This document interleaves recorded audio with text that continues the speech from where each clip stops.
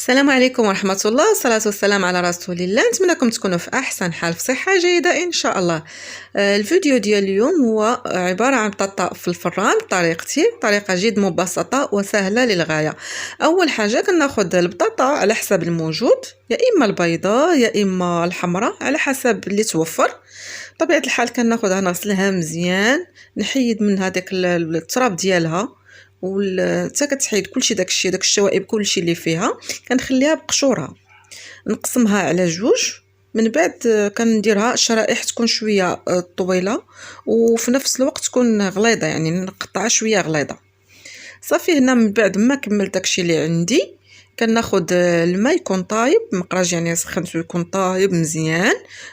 صافي وكنكبو على البطاطا. هاد الطريقه هادي انا لاش كنديرها باش الا دخلتها للفران ما ديش ليا واحد المده طويله بزاف.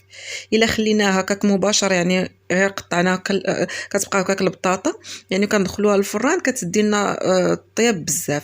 اللهم هاد الطريقه هادي كنقصوا شويه على راسنا الطياب، يعني كنخليها تقريبا واحد 4 ديال الدقائق. من بعد كنصفيها، كندير ليها واحد التتبيله. بالنسبه لها التتبيله فيها ثومه بودره، فيها شويه الملحه، شويه ديال الابزار، عندنا كذلك شويه ديال التحميره، شويه ديال الحار الا توفر، ولا بغيتو ما كانش عندكم هكا الوليدات الصغار يعني وكيبغيو مثلا، المهم كتبغيو الحار تقدروا ديروه. عندنا شويه ديال الزعتر، عندنا كذلك شويه ديال اليازير طري. صافي هادشي اللي كاين، وبودره ديال الثوم كما قلت لكم. وصافي كنضيف شويه ديال زيت العود والزيت العاديه، وبطبيعه الحال شويه الملح، ما نكثرش بزاف. صافي هاد الماغيناد هادي كامله كنشدها كنخلطها مزيان مع هاد البطاطا هادي حتى كتلبس عندي ديك البطاطا، كتلبس عندي بهذيك الصلصه اللي درنا. يمكن اننا نحتفظوا بها، مثلا نخليوها واحد تقريبا ساعتين هكاك 3 سوايع، كيف ما يمكن اننا ديك الساعه وندخلوها الفران. شوفوا نتوما على حسب الوقت اللي عندكم. صافي هنايا مهم نحاول انني نخلط مزيان باش هذيك التتبيله كلها تدخل فيها، باش تعطينا واحد يعني تبقى بنينه. وهذا صافي انا كناخذ اللاطه كندير لها الورق ديال يعني الفرن.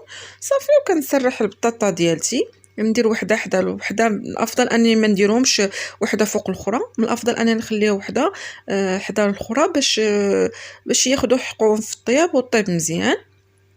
صافي وكنسخن الفران على درجه مرتفعه، كندخل البطاطا ديالتي كنخليها تقريبا، يعني نشعل عليها غير من التحت وكنخليها حتى تاخذ حقها في الطياب.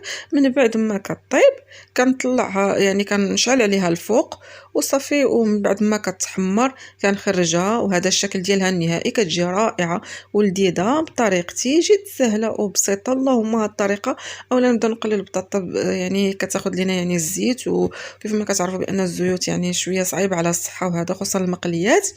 المهم هذا الفيديو ديال اليوم، نتمنى انه ينال الاعجاب ديالكم. شجعوني بلي لايك وبالتعاليق المحفزه. الى فيديو اخر تنقول لكم شاهيه طيبه. الله ييسر امورنا واموركم بالخير. مع تحيات سناء عنبري، ونهاركم مبروك.